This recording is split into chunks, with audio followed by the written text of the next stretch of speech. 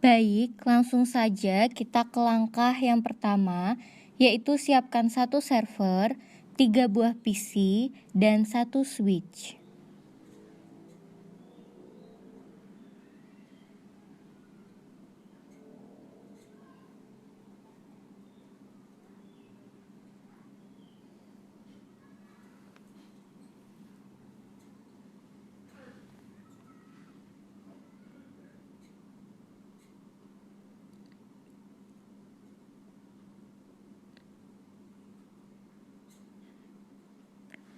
Kemudian, sambungkan server menggunakan kabel strike ke switch.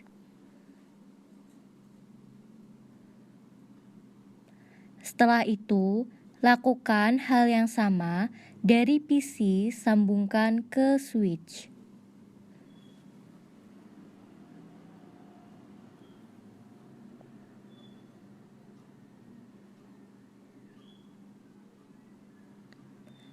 Langkah yang berikutnya yaitu membuat catatan IP terlebih dahulu di setiap masing-masing PC. Contohnya, untuk PC yang pertama yaitu IP-nya 192.168.112.2 dan untuk di PC yang kedua yaitu 192.168.112.3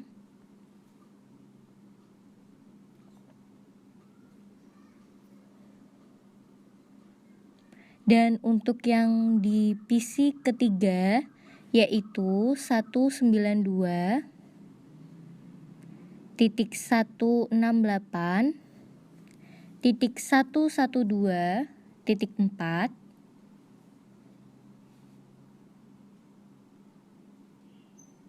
Setelah kita mengisi IP ke 3 PC tersebut, selanjutnya kita membuat catatan IP untuk server.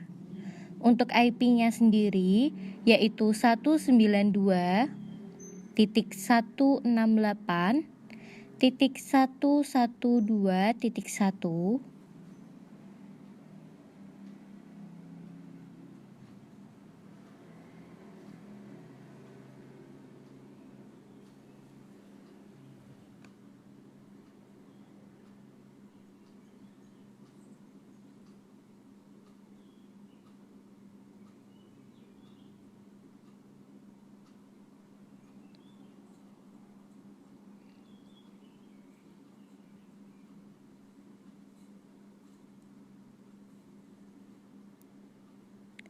Setelah itu, langkah yang berikutnya yaitu mengatur IP configuration di masing-masing PC. Di sini kita mengatur IP configuration di PC 1 dengan cara pilih IP configuration, lalu isi IP address-nya dengan IP yang sudah kita catat tadi, yaitu 192.168.112.2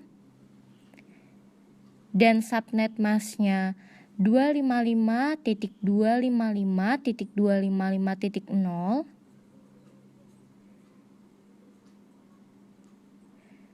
dan default gateway-nya yaitu 192.168.112.1.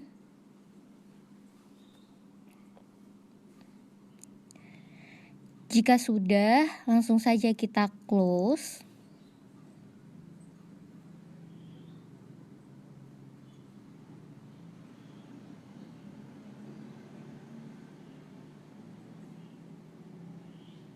Dan lakukan hal yang sama di PC kedua.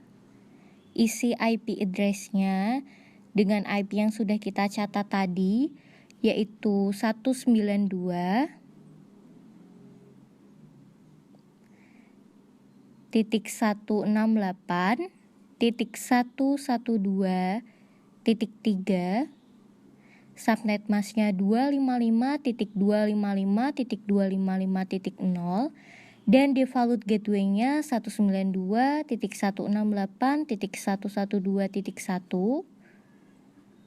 Lalu kita close, kemudian kita ke IP PC ketiga, yaitu IP address-nya 192.168.112.4, subnet mask-nya 255.255.255.0, dan default gateway-nya 192.168.112.1.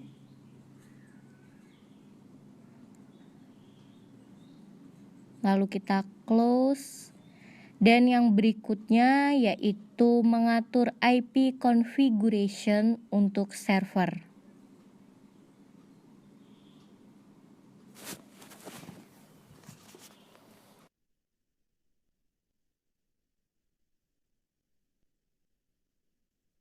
Selanjutnya kita akan setting bagian server. Nah, kita bisa langsung aja masuk ke server dengan mengklik server di bagian servernya. Kita masuk ke bagian server, terus masuk ke bagian desktop, IP configuration. Nah, di sini kita akan setting IP-nya. Karena kita tadi udah buat skemanya istilahnya di bagian catatan yang tadi awal banget kita buat, jadi kita tinggal ngikutin aja di sini samainnya 192.168.112.1, dan kalau di enter netmasknya nanti akan muncul dengan sendirinya. Nah, ini muncul, ini default udah bawa dari sana 255.255.255.0.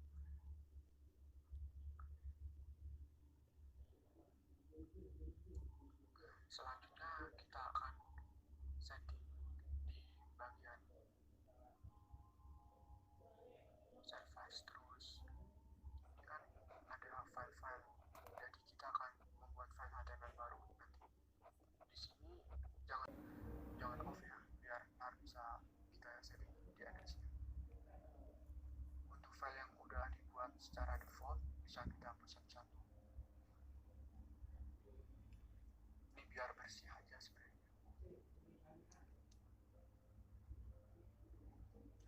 Nah, ini kan udah kita hapus semua. Kita buat file baru aja. Kita masuk new file, terus namanya kita akan menamainya dengan index. Jadi index terus extension. Jadi ekstensinya HTML. Dan untuk mempercepat, kita HTML-nya juga sebenarnya nggak masalah. Kalau kalian udah bisa gitu, ini biar cepet aja, biar menghemat waktu, nggak harus ketik-ketik lagi gitu kan, tinggal kopas. Kalau udah, kita klik save.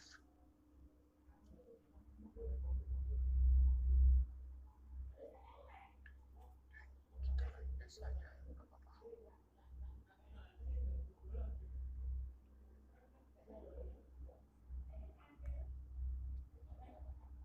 Nah, ini udah bisa.